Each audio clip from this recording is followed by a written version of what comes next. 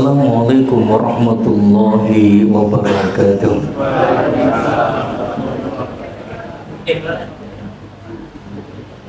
Innal hamdalillah nahmaduhu wa nasta'inuhu wa nastaghfiruh wa na'udzu billahi min shururi anfusina wa min sayyiati a'malina. May yahdihillahu fala mudilla lahu wa may yudlilhu fala hadiya lahu. Asyhadu an la ilaha illallah wahdahu la syarika lah wa asyhadu anna Muhammadan abduhu wa rasuluhu la nabiyya ba'dah. Allahumma salli ala Muhammad wa ala ali sayyidina Muhammad. La khawla wa la quwwata illa billah, amma ba'dah. Qala ta'ala fil Qur'anil 'azim, ya ayyuhalladzina amanu taqullaha haqqa tuqatih wa la tamutunna illa wa antum muslimun. Wa qala fi ayatin ukhra, ya ayyuhalladzina amanu taqullaha wa qulu qawlan sadida yuslih lakum a'malakum wa yaghfir lakum dhunubakum wa may yuti'illaha wa rasulahu faqad faza fawzan 'azima. Wa qala nabi ittaqillaha haitsuma kunta wa atbi sayyi'atal hasanata tamhuha wa khaliqin nasa bi khuluqin hasanin. Allahumma la sahla illa ma ja'altahu sahla wa anta taj'alul hazna idza syi'ta sahla. Hadirin sekalian, jemaah kajian parkiran dakwah Masjid Madya Mangunkarso yang semoga semuanya dirahmati oleh Allah Subhanahu wa taala. Puji syukur kita panjatkan kehadirat Allah Subhanahu wa taala atas limpahan kenikmatan-kenikmatan yang selama ini kita regu. Karena kenikmatan-kenikmatan itu menghajatkan agar disyukuri. Karena kalau kita tidak mau mensyukuri nikmat, maka adalah sebuah ancaman yang besar menanti. Allah ngendikan di dalam Al-Quran, la in syakartum la azidannakum wa la in kafartum inna azabi lasyadid.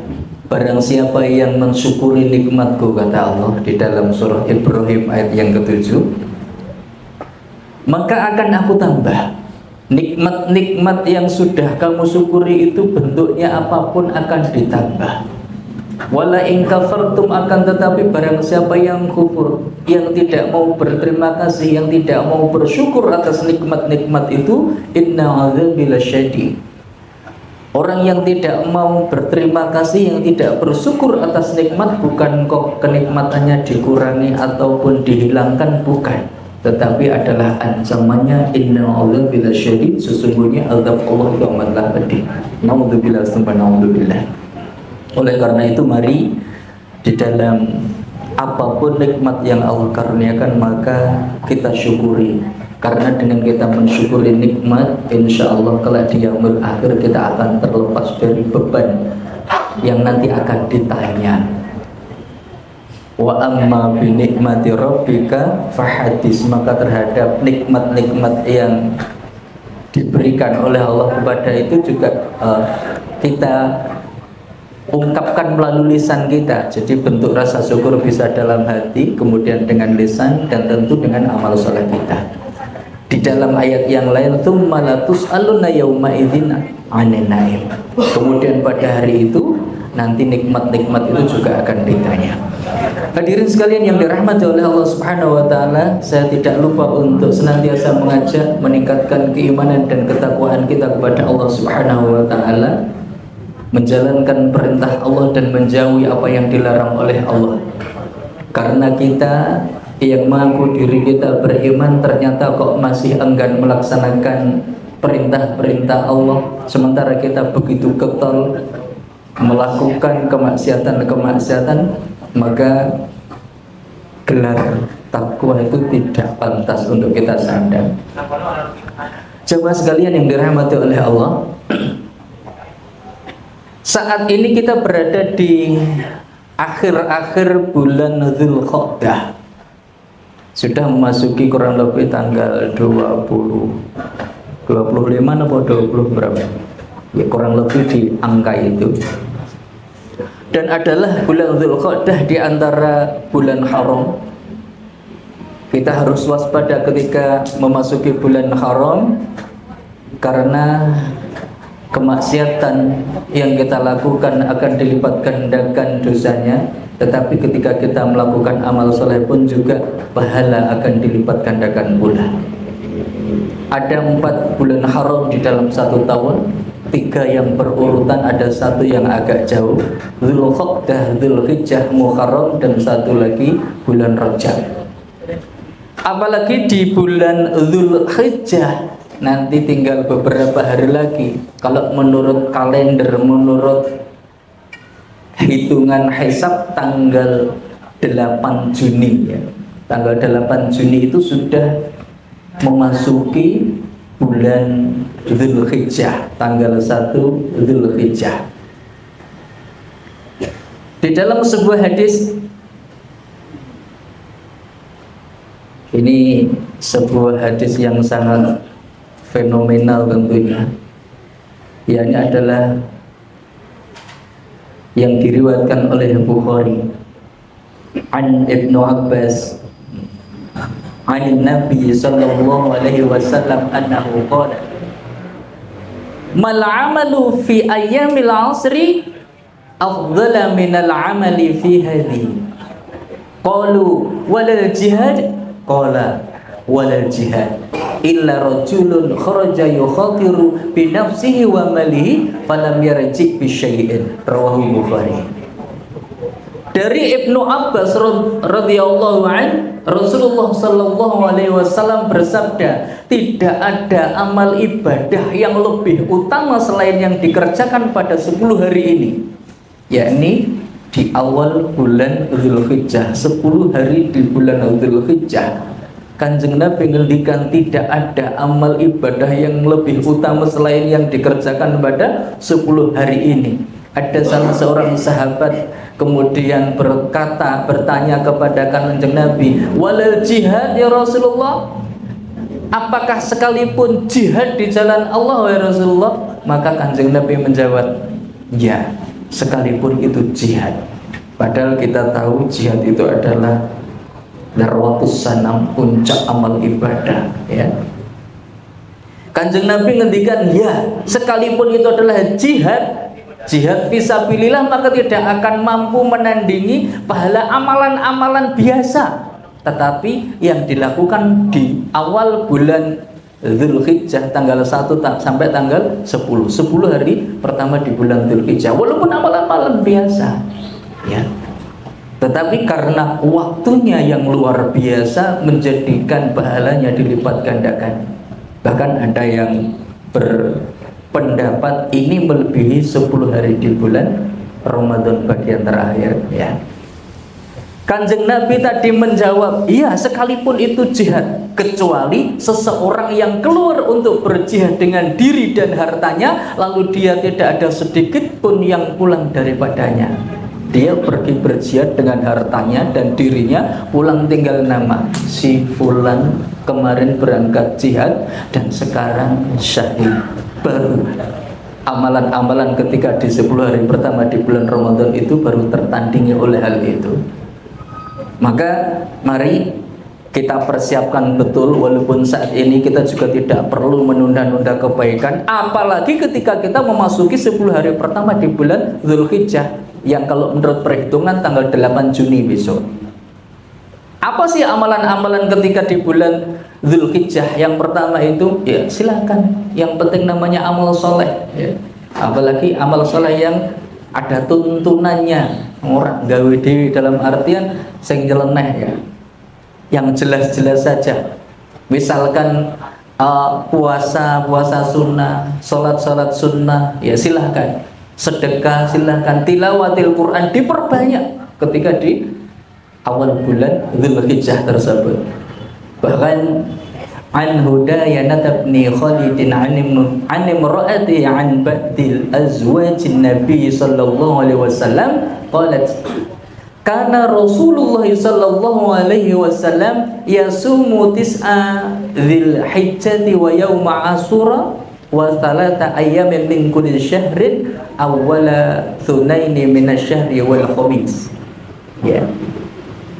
Dari Hunaidah Ibnu Khalid, dari istrinya, dari salah seorang istri Kanjeng Nabi Muhammad SAW, diriwayatkan bahwa dia berkata, Rasulullah SAW itu biasa berpuasa pada 9 hari di awal Dzulhijjah, pada hari 9 hari ya, dari tanggal 1 sampai tanggal 9 Dzulhijjah. Kemudian juga berpuasa pada hari Asyura tanggal 10 Muharram. Kemudian berpuasa 3 hari setiap bulannya, dan juga puasa Senin Kamis pertama di setiap bulan. Jadi kalau di sini ada kalimat yang lebih spesifik. Kanjeng Nabi itu kalau puasa Senin Kamis itu di pekan pertama, berarti seperti itu. Hadis ini diriwayatkan oleh Abu Dawud. Hadirin sekalian yang dirahmati oleh Allah Subhanahu wa taala, kalau mengutip kitab Lataif Al-Ma'arif menyebutkan di antara sahabat yang mempraktekkan puasa selama 9 hari ini dari awal Dzulhijjah sampai tanggal 9 ini adalah di antaranya mereka sahabat Ibnu Umar. Kalau ulama-ulama yang lain ada Imam Hasan Al-Basri juga seperti itu, Ibnu Sirin juga seperti itu, Qatadah juga menyebutkan bagaimana keutamaan puasa di hari-hari tersebut.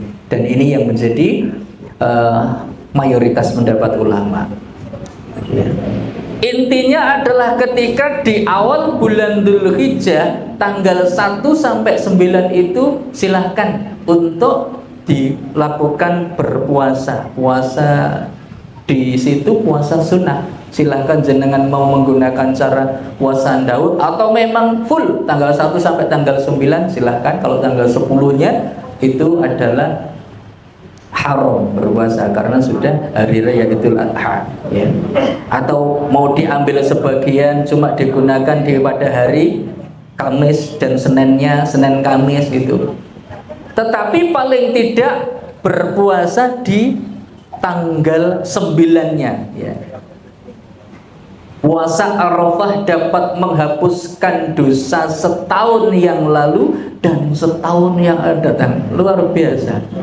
Saya yakin semua yang hadir di sini termasuk yang sedang membawa mic ini dosanya oke. Dosanya banyak.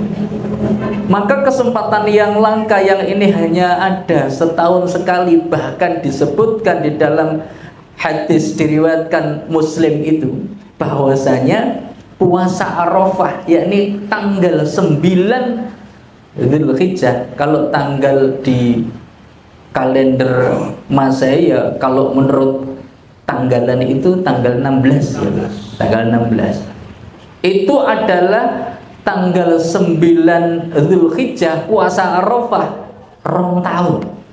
Dosane awake dhewe setahun yang lalu dan yang akan datang itu disepuro. Ning yo ora terus kemaki, wah aku dosaku wis dihapus, aku yo sak gelem to. Lakoni dosa apa wae sak gelem. Ayo nek posomu ditampa lah, nek ora ayo kecangar, ya. Walaupun bagaimana tetap ini adalah sebuah kesempatan bagi kita.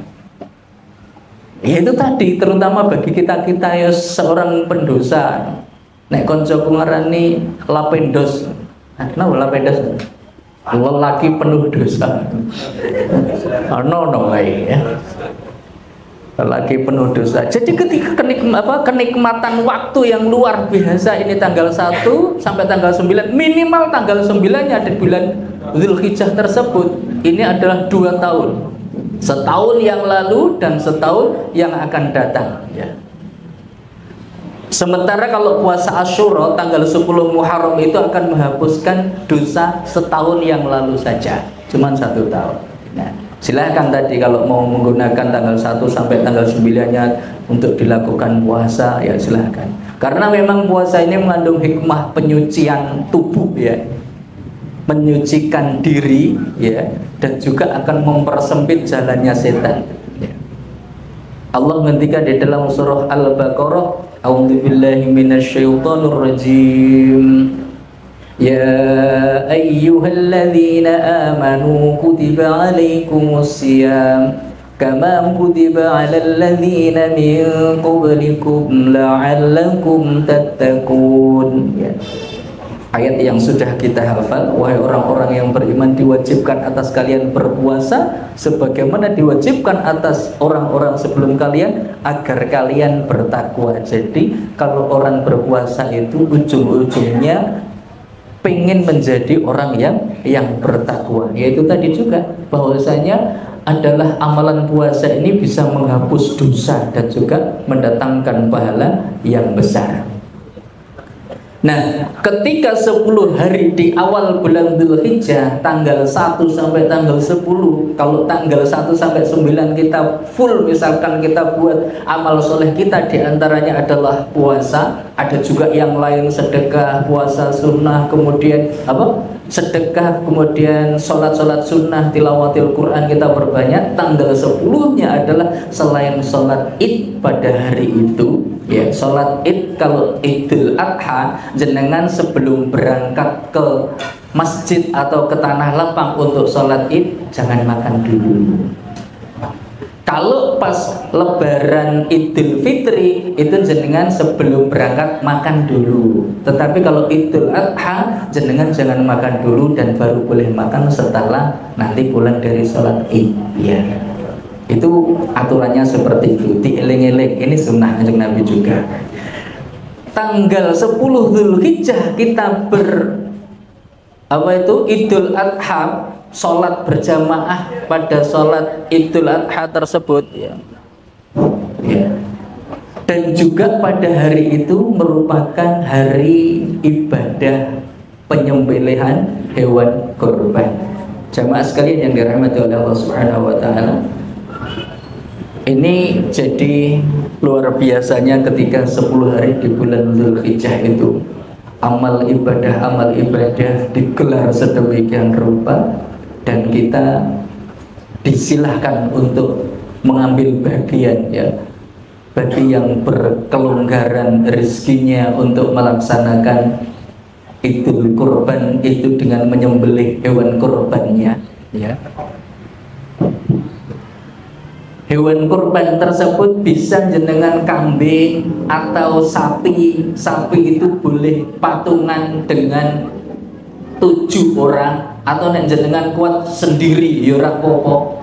Kemudian unta itu ada yang mengatakan boleh 7 dan juga boleh 10. Ya, silakan. Jadi tapi kena rodok longko unta, ya.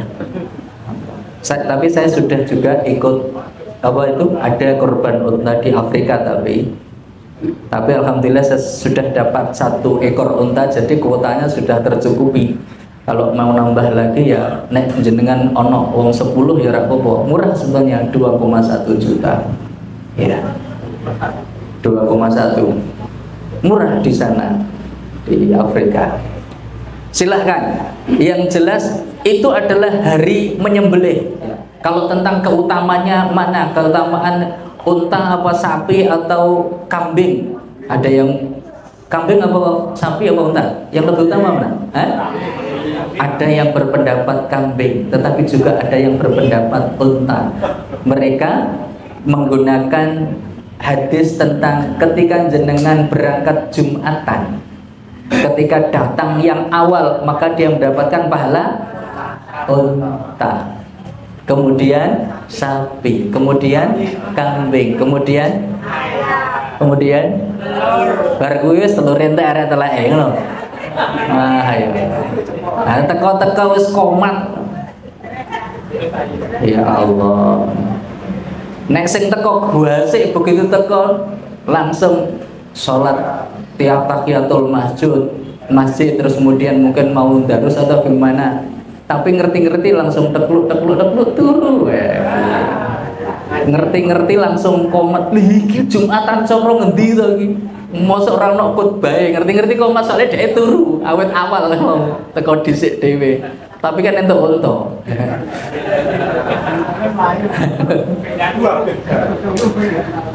Itu kalau menurut pendapat itu yang lebih utama unta.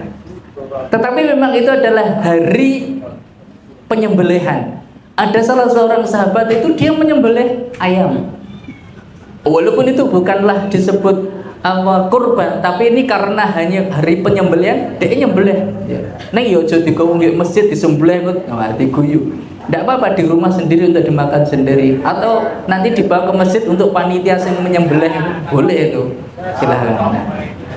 Nah, hari penyembelihan silahkan. Minimal kita mungkin sedekah kurban kalau belum mampu membeli 1 poin, misalkan kambing atau 1/7 sapi. Yang jelas hadirin sekalian, ketika kita berbicara tentang Idul Adha atau Idul Kurban, maka tidak terlepas dengan 2 tokoh yang hebat, ya, yakni Nabi Ibrahim alaihissalam dan juga Nabi Ismail alaihissalam. 2 tokoh hebat ini memang mereka ini hamba-hamba Allah yang taat. Mereka ini adalah pribadi-pribadi pemburu surga, ya. Kalau di dalam flyernya tertulis di situ para pemburu jannah, ya. Para pemburu jannah, ya serah popo, ya. Sang pemburu surga, ya. Dan tentu kita pengen menjadi sebagaimana mereka itu, menjadi pemburu surga tadi. Di dalam kitab Nashaikhul Ibad yang ditulis oleh Imam An-Nawawi Al-Bantani, beliau mengutip perkataan dari Ali bin Abi Thalib, an Ali radhiyallahu an qala man jami'a sitta khisalin lam yada' lil jannati matlaban wala 'anil nari mahraban. Awwaluha 'arafa Allah ta'ala fa'ata'ah wa 'arafa asyaitana fa'asahu fa'arafa al-akhirata fatalabaha wa 'arafa ad-dunya farafallaha wa 'arafa al-haqqa fattaba'ahu wa 'arafa al-batila fajtanabahu. Atau mungkin ada redaksi yang agak berbeda, tapi 6 hal itu. Dari Ali bin Abi Thalib radhiyallahu anhu, ya, barang siapa yang mengumpulkan 6 perkara, maka dia tidak perlu mencari-cari lagi jalan masuk ke surga. Tidak usah susah-susah, karena mudah baginya untuk membuka surga, karena dia punya kuncinya. Dan juga tidak perlu lagi mencari cara bagaimana menghindar dari neraka, karena dia bisa menutup nerakanya, dalam artian dia akan terhindar dari neraka tersebut. Ini kata dari Ali bin Abi Thalib. Yang pertama adalah arafallahu fa'ata'ah. Yang pertama adalah mengenali Allah, kemudian mentaatinya. Ini adalah upaya pertama dan paling utama. Bagaimana pentingnya sebelum kita terpilih sebagai ahli surga, maka kita harus ma'rifatullah, mengenal Allah Sang Maha Pencipta, ya. Supaya kita mendapatkan ridho dari Allah. Allah Sang Maha Pencipta yang dia itu sebagai pemberi rezeki kita, yang menciptakan seluruh alam, kemudian juga yang menguasainya, yang mengatur adalah Allah Subhanahu wa Ta'ala, yang bisa menghendaki segala sesuatu, ya. Dan dialah Allah yang mengabulkan setiap permintaan kita. Ud'uni astajib lakum. Berdoalah padaku, kata Allah, maka akan aku kabulkan. Maka kita yang mempunyai banyak sekali hajat, perbanyaklah doa. Di sisi lain yang namanya doa itu adalah ibadah. Maka dengan kita memperbanyak doa, berarti kita memperbanyak ibadah. Dengan memperbanyak ibadah, berarti tentu kita juga akan mendapatkan banyak pahala. Sementara kita sendiri punya hajat yang banyak, dengan kita banyak berdoa, ya, ud'uni astajib lakum, maka akan diijabah, akan dijawab oleh Allah. Walaupun nanti juga mungkin ada materi tersendiri tentang penghalang doa-doa kita, kenapa tidak terkabul, ya, itu hal yang lain. tetapi adalah Allah yang Maha Kuasa, yang Dia bisa menjadikan segala sesuatu itu sesuai dengan keinginannya. Nah, bagaimana agar kita ini benar-benar pengen, kalau kita pengen menjadi pemburu surga tadi, agar mudah masuk jannah, maka setelah kita mengenal Allah tadi, kita taat kepada Allah, mentaati apa-apa yang menjadi aturan Allah, menjadi pribadi-pribadi yang bertakwa, yakni menjalankan perintah Allah dan menjauhi apa yang dilarang oleh Allah Subhanahu wa taala. Hadirin sekalian yang dirahmati oleh Allah Subhanahu wa taala, itu yang pertama. Jadi mengenal Allah kemudian mentaatinya. Arafallaha fa'ata'ah. Ini kata Ali bin Abi Thalib, dia adalah Ali bin Abi Thalib ini merupakan menantu, dia juga sekaligus sahabat Nabi, dia juga termasuk sepupunya, dan dia juga termasuk orang-orang awal masuk Islam. Ini adalah posisi yang sangat luar biasa ini Ali bin Abi Thalib, ya. Orangnya cerdas, ya. Hadirin sekalian yang dirahmati oleh Allah, dan beliau memberikan kabar sebagaimana tadi, agar kita menjadi pemburu surga dan bisa lari dari neraka adalah dengan arafallahu fa'ata'ah, mengenal Allah kemudian taat kepadanya. Kemudian yang kedua adalah arafa syaitan fa'asahu, yakni yang kedua mengenal setan sebagai musuhnya Allah, lalu kita mendurhakainya, mendurhakai setan, ya. Kita tahu bahwasanya janji setan di hadapan Allah itu, dia tidak akan berputus asa akan menjerumuskan anak Adam ini, ya, menjauhkan seluruh rival dari setan ini dari raihan surga. Dia tidak menginginkan manusia-manusia ini masuk surga. Jadi dengan berbagai cara akan senantiasa dia goda, ya, didatangi baik dari depan, dari belakang, dari kanan, dari kiri, ya, dari segala arah, maka manusia akan senantiasa digoda, ya. Maka segala tipu muslihat akan senantiasa ditebar. Karena itu sebagai bekal menuju surga, kita mutlak untuk bisa mengenali dengan baik musuh Allah yang bernama setan ini. Setelah kita mengenali, maka kita mendeklarasikan diri bagaimana kita jangan sampai terjerat oleh rayuan dan godaannya, ya. Allah berfirman di dalam surah Al-Baqarah 208, ya ayyuhalladzina amanu dukhulu fis-silmi kaffah wa la tattabi'u khutuwatis syaitan innahu lakum aduwwum mubin. Wahai orang-orang yang beriman. Ini khitabnya, kalimatnya untuk orang-orang yang beriman. Kalau yang di sini, yang hadir di majelis ini mengaku dirinya orang beriman, maka kalimat yang disampaikan oleh Allah melalui firman-Nya di 208 Al-Baqarah, maka untuk kita semua. Wahai orang-orang yang beriman, udkhulu fis-silmi kaffah. Masuklah kalian itu ke dalam Islam secara kafah, secara menyeluruh, tidak setengah-setengah, ya.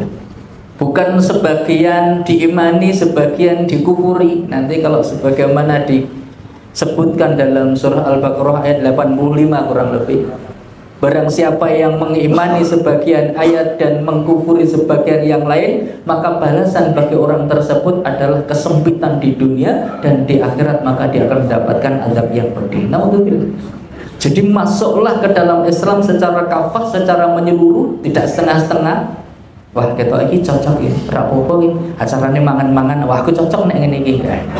Tetapi giliran ada aturan Islam yang mungkin tidak disenangi hati, ya, misalkan tidak disukai oleh nafsunya. Maaf kalau ketika di awal-awal surah An-Nisa, ya, terutama kepada ibu-ibu nun sewu, di situ ada sebuah pembolehan bagi seorang laki-laki itu menikah sampai berapa, Bu?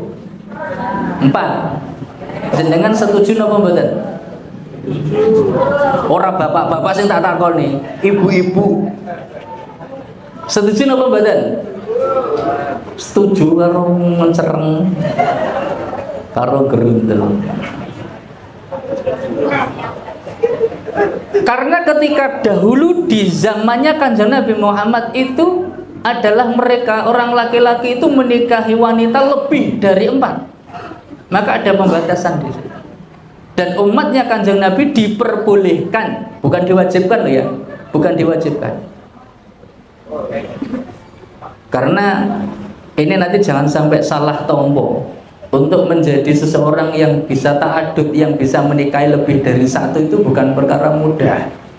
Ati karep, tetapi hal yang lain cupet yo ojo dadak wani-wani ya. Karena di situ tuh diperbolehkan, karena memang mempunyai syarat napa Bu? Kudu adil. Jenengan saged adil napa mboten Pak? Nah, wong sing karo ibuke sing siji wae kadang nggak rasane. Jadi pentingnya di sini bisa harus apa ya? Adil juga pada diri sendiri dan tahu kapasitas diri ya. Jangan sampai kita kemaki, oh yuki oleh, ya oleh sih oleh, tapi syaratnya bagaimana? Karena di dalam ayat itu juga, kalau kalian itu khawatir tidak bisa adil, maka nikahilah 1 saja ya. Nah, misalkan jenengan memang ada kemampuan untuk, ya silahkan, tidak apa-apa, itu diperbolehkan. Dan untuk ibu-ibu ketika mengetahui tentang dibelahkannya lebih dari 1 dan ada sampai 4 ya, wah kita aku bukan tidak setuju, mungkin aku belum bisa, bukannya saya menolak, tapi saya belum mampu, tidak apa-apa ya. Hadirin sekalian yang dirahmati oleh Allah Subhanahu wa taala, bukan mengambil sebagian kemudian menolak sebagian yang lain di dalam Al-Qur'an. Masuklah ke dalam Islam secara kafah, secara menyeluruh. Wala tatabi'u khutuwatis syaitan di dalam ayat itu. Dan janganlah kalian mengikuti langkah-langkah setan, innahu sesungguhnya setan itu aduwwum mubin, musuh yang nyata. Lakum aduwwum mubin ya. Bagimu merupakan musuh yang nyata. Maka ketika kita sudah tahu bahwa di situ merupakan musuh yang nyata, ya kita jadikan betul setan itu musuh. Kalau sudah kita mengenali, kalau di dalam perkataan Ali bin Abi Thalib ini adalah arafas syaiton fa'asahu. Setelah kita mengenal setan, kemudian kita mendurhakainya, kita mendeklarasikan diri benar-benar sebagai musuhnya. Apa-apa yang menjadi rayuannya, menjadi godaannya, ya harus kita selisihi, harus kita tolak. Harusnya seperti itu ketika dia sudah mengetahui tentang setan, mengenali bagaimana setan, kemudian kita harus mendurhakainya. Wah, orang kok terus akhirnya setelah mengenal kemudian disayang? Enggak, karo setan malah sayang-sayangan. Enggak. Terus jadikan teman, apa yang menjadi bisikan-bisikan setan kemudian kita turuti. Bukan, kalau begitu kita bukan sebagai seorang pemburu surga. Kalau gitu itu ya. Kalau pemburu surga, yang pertama dia adalah mengenal Allah dan dia taat. Yang kedua dia mengenal setan, kemudian dia mendurhakainya. Karena setan ini adalah musuhnya Allah dan musuhnya orang-orang yang beriman ya. Kemudian selanjutnya hadirin sekalian, yang ketiga, kata Ali bin Abi Thalib, arafal haq fattaba'ah, mengenali kebenaran kemudian mengikutinya. Kata Ali bin Abi Thalib bahwa sang pemburu jannah dan orang yang mudah lari dari neraka itu ya, mereka adalah arafal haq, mengetahui, mengenal tentang al-haq, kemudian dia mengikutinya. Surga adalah balasan adil dari sebuah arti kebenaran yang ditegakkan. Tetapi hadirin sekalian, bahwasanya barang siapa orang yang berjalan di rel kebenaran, di atas jalan kebenaran itu pasti juga banyak lika-liku, banyak godaannya. Tidak mudah. Sebagai penegak al-haq pasti akan ada yang mengganggu ya. Ketika misalkan di sebuah kantor ya, di sebuah komunitas, ketika mengajak-ngajak kebaikan, pasti ada saja yang mencibir Allah wa biso alim. Akan ada mungkin seperti itu ya. Ketika kita membuat postingan-postingan di media sosial, entah jenengan membuat status WA, status di Facebook, jenengan status di Instagram apa-apa, silakanlah untuk melakukan kebaikan-kebaikan di situ dengan memposting hal-hal yang baik. Walaupun mungkin diri kita belum baik, tetapi dengan postingan-postingan baik, orang berhusnudon dan kemudian mereka mendoakan, oh ini insya Allah orangnya orang baik, orang soleh. Husnudonnya mereka kemudian menjadi sebuah doa dan akhirnya kita menjadi baik gara-gara doanya mereka, ya insya Allah. Dan kita pun dengan memberikan sebuah postingan-postingan baik bisa berpotensi mendapatkan pahala jariah. Ya. Kalau seandainya kita belum bisa membuat postingan dengan memilih diksi yang bagus, dan ya kita banyak kok di media sosial itu bagus-bagus, tinggal kopas kemudian kita posting, tidak masalah kok.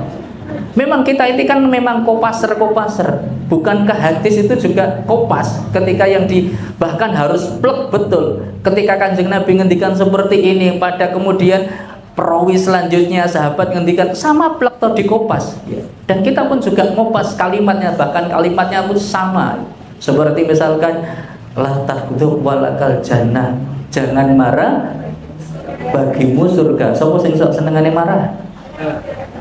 Ayo, bapake apa ibuke? Apa loro-lorone saling marahan.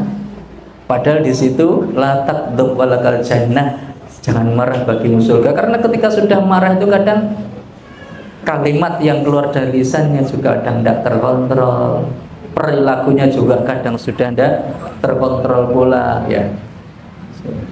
Baterainya mentek kayak gitu.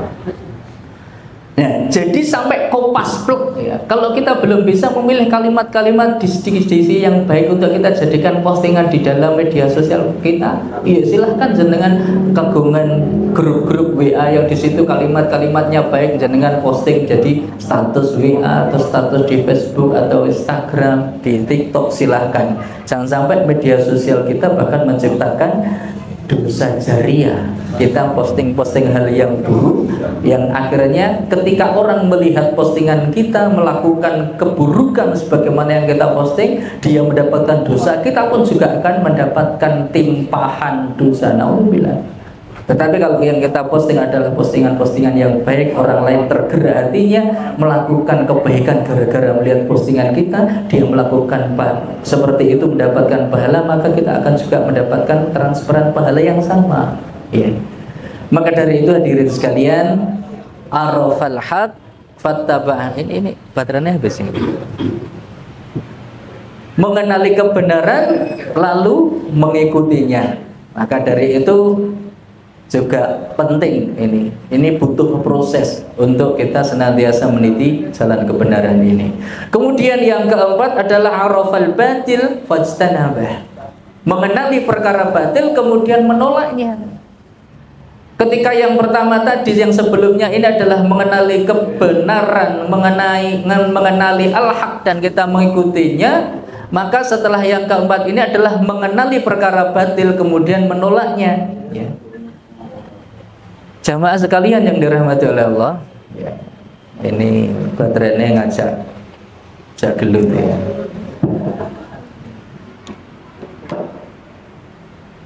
Alhamdulillah. Akhirnya yang namanya batil itu sehebat apapun, seindah apapun, dikemas dengan narasi atau dibungkus dengan keindahan diksi, yang namanya batil tetap batil. Kalau yang namanya haram juga tetap haram juga. Sekalipun itu orang banyak melakukannya, yang namanya haram tetap haram, batil tetap batil, dan kita harus mengenali itu. Dan semoga Allah memberikan kemudahan bagi kita untuk mengenali itu. Maka diantara salah satu doa kita yang sering kita ucapkan, Allahumma arinal haqqa haqqa warzuqna ittiba'ah wa arinal batila batila warzuqna ijtinabah. Insyaallah, ya. Mungkin juga ini salah satu ijabah doa kita. Dalam doa tersebut kita hadir di sini, di dalam majelis ini, karena ini adalah merupakan al-haq, kebenaran, kebaikan, sehingga Allah pun juga memudahkan jalan kita menuju majelis talabul ilmi. Dan juga semoga juga ini adalah merupakan cara Allah bagaimana agar kita itu ternyata sedang dikehendaki baik oleh Allah. Ya. Barang siapa yang dikehendaki kebaikan oleh Allah, yufaqihu fiddin, maka akan difahamkan dia tentang agama. Untuk paham agama kan orang mungkin cuma gelosoran nang nggih omah meneng wae to, jadi generasi rebahan. Ya tolabul ilmi. Minimal kita menghadiri majelis-majelis ilmu, apalagi ketika ada di dalam sebuah hadis yang lain, ya man salaka thariqan, itu yang dia itu melangkahkan kakinya untuk menuju majelis ilmu, maka dia juga akan dimudahkan dia untuk menuju jalannya ke surga. Ayo subhanallah, kita sudah diberi petunjuk oleh Kanjeng Nabi seperti itu. Dan semoga saja kita termasuk yang di dalam hadis ini kita dimudahkan. Ya walaupun ini juga butuh perjuangan, walaupun sampai di sini yo motivasinya saya yakin bukan yang sekedar pengen mangan, bukan ya. Walaupun itu salah satu ya tidak apa-apa, tapi nomor sekian. Yang pertama adalah thalabul ilmi, ya. Dan yang penting buh jenengan iki cuma ngantuk, kadang mungkin guyon karo koncone, pengen ketemu koncone, jenengan di sini duduk. Allah ngendikan di sepuro, diampuni. Ya, sebagaimana kita adalah orang lapendos tadi, orang penuh dosa tadi. Ketika kita duduk di dalam majelis ilmu, maka diampuni dosa kita. Luar biasa. Ini adalah kesempatan yang langka. Ya, kalau kita tidak gunakan kesempatan ini setiap Senin dan Kamis, rugi kita. Ada wadahnya. Ya. Hadirin sekalian yang dirahmati oleh Allah. Jadi di antara doa-doa kita tadi mungkin Allahumma arinal haqqa haqqa warzuqna tibaa wa arinal batila batila warzuqna ittibaa masjid. Ya, mari belepotan toh. Warzuqna istinabah, ya Allah, tunjukkanlah kepada kami yang hak itu hak, dan mudahkanlah kami untuk bisa menjalankan yang hak tersebut, dan tunjukkanlah kepada kami ya Allah, kenalkanlah kepada kami biar kami itu tidak silokan dengan diksi-diksi yang bagus, dengan bungkus yang indah. Kalau itu memang batil, tunjukkanlah kepada kami itu adalah batil, dan berikan kepada kami kekuatan untuk bisa menghindarinya, untuk menjauhinya. Itu adalah di antara doa-doa kita. Dan di antaranya ternyata itu adalah merupakan kalimat dari Ali bin Abi Thalib yang kriterianya arafal batil fajtanabah. Orang yang mengenal kebatilan dan dia itu menjauhinya. Ini adalah ciri-ciri sang pemburu surga, para pemburu jannah tadi. Yang kelima kemudian Ali mengatakan, Ali bin Abi Thalib beliau menghentikan arafal akhirah fatalabah, mengenali akhirat kemudian membekali diri untuk meniti jalan ke sana. Ya, jamaah sekalian yang dirahmati oleh Allah, kita sadar bahwa hidup di dunia ini hanya sementara dan kehidupan kita selama-lamanya adalah di akhirat nanti. Maka meniscayakan sebuah upaya serius, ya, benar-benar bagaimana meniscayakan sebuah upaya yang serius untuk kenal, ya, dengan kehidupan yang durasinya yang sangat panjang tadi, bahkan tanpa akhir ini. Kemudian kita bagaimana agar berusaha sampai di sana itu dalam kondisi yang beruntung, dengan cara kita memperbanyak bekal tentunya, amaliah-amaliah produktif sebagai bekal kita meraih bahagia di surga itu. Fa'arafal akhirat fatolabah, mengenal akhirat kemudian kita mencari bekal untuk menuju ke akhirat itu. Kemudian yang keenam hadirin sekalian, mengenali dunia kemudian meninggalkannya, ya. Arafat dunia farafadhaha. Dunia ini pasti kita bakal meninggalkannya, karena dunia ini adalah tempat tinggal.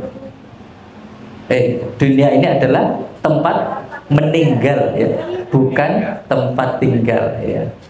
Tempat tinggal kita yang asli di akhirat, di surga. Pengen ya? Semoga kita bersama-sama nanti di surga, ya. Amin ya Allah. Bisa ngomong-ngomong bareng, ya. ajak mangan bareng meneh ya.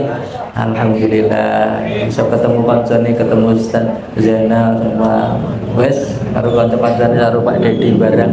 Engko Pak Dedi gawe roti, Pak. Di kono oleh ra gawe roti.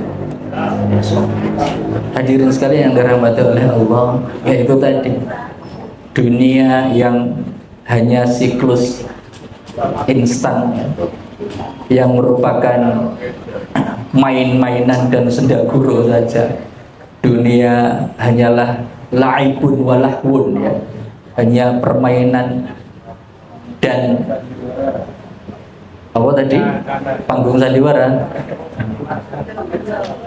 Dunia kuwi ibarate cuma nggon mampir wis ngombe, wis jenenge wong mampir ki ya ana tujuan pastinya. Tujuan kita adalah di akhirat karena memang kampung kita yang asli di akhirat, dan tentunya kita berharap ya, karena tadi judulnya pemburu surga, tujuan alamat akhir kita di akhirat itu di surga. Amin Allahumma amin. Dan adalah karena kita bertujuan di sana, maka dunia itu hanya sekedar tempat mampir ngombe. Nek cara wong Jawa biyen ngarani ngono, wong jenenge iki mampir. Iya, cuma sedilo baru meneruskan perjalanan. Ya, jangan sampai kita malah bertinggal lama-lama, enggak. Ya, jangan sampai kita tenggelam. Ya, ini bedanya. Orang yang tenggelam di air dan orang yang sedang menyelam di air, ini beda kan? Nek orang yang menyelam di air, dia memang sudah dia sadar bahwa dia itu nyemplung banyu. Dia masuk ke dalam air itu memang untuk golek iwak atau untuk melihat misalkan di laut ada pemandangan yang bagus ya. Bagaimana caranya, dia punya ilmunya. Ada yang sudah pernah di mana Manunggal Jati, di yang paling dalam berapa meter? 8 meter? Hah? 6. Ada yang sudah sampai dasar? Belum. Itu berarti belum tahu ilmunya. Orang wani. Alhamdulillah saya diantaranya sudah ya, bisa jalan-jalan di dasarnya. Itu ada ilmunya, bagaimana cara bisa itu dengan menghilangkan seluruh udara di dalam perut kita. Terus kemudian ditek gitu, terus nanti kan bisa les sampai bawah. Ada juga yang menggunakan batu untuk sebagai pembeban, itu juga ada. Tapi kan itu memang sudah diniati, dia itu pengen ke dasar laut itu memang menyelam ya. Beda dengan tenggelam. Jenenge tenggelam ya bau-bau. Dia kacau, dia panik, bingung kan? Apa-apa wae bingung, malah iso malah pelompokan ngombe air sing banyak. Itulah tenggelam ketika berada di dunia, tenggelam di dalamnya ya. Sibuk dewe, malah dia tidak sempat sholat, tidak sempat tilawatil Quran, tidak sempat melakukan amal ibadah ya. Beda dengan orang yang menyelam tadi. Maka dari itu hadirin sekalian, semoga jangan sampai kita disibukkan dalam 24 jam harian itu hanya untuk mengurus tentang perkara dunia. Coba kalau kita jujur, berapa persen dari 24 jam itu yang kita peruntukkan untuk Allah ya. Hanya sisa-sisa ya. Ngaji ya nek pas longgar, nek orang longgar ya wegah ya. Untuk membaca Al-Quran ya hanya untuk cari waktu luang, bukan memang untuk meluangkan waktu membaca Al-Quran. Sedekah ya nek sisa-sisa nek ono ya. Jadi kita itu untuk Allah kadang itu hanya memberikan pada sisa-sisa, padahal Allah memberikan kepada kita kenikmatan yang luar biasa. Hadirin sekalian, maka ketika kita sudah mengenali dunia, maka kita meninggalkannya. Arafat dunya farafallah. 6 hal ketika kita bisa mengumpulkan, kata Ali bin Abi Thalib, maka dia tidak usah mencari-cari bagaimana cara jalannya masuk surga, karena kuncinya sudah dipegang di tangan. Mudah baginya masuk surga, dan karena dia mudah baginya masuk surga, dia pun juga mudah untuk lari dari neraka, menutup neraka itu dengan kunci, dengan 6 hal tadi. Ini yang bisa saya sampaikan. Semoga Allah memberikan kemudahan bagi kita untuk bisa mengamalkan ilmu-ilmu yang sudah kita dapatkan kali ini. Amin Allahumma amin. Mohon maaf lahir dan batin. Kita tutup dengan doa kifaratul majlis. Subhanallahumma wa bihamdika asyhadu an la ilaha illa anta astaghfiruka wa atubu ilaik. Billahi taufiq wal hidayah. Wassalamualaikum warahmatullahi wabarakatuh.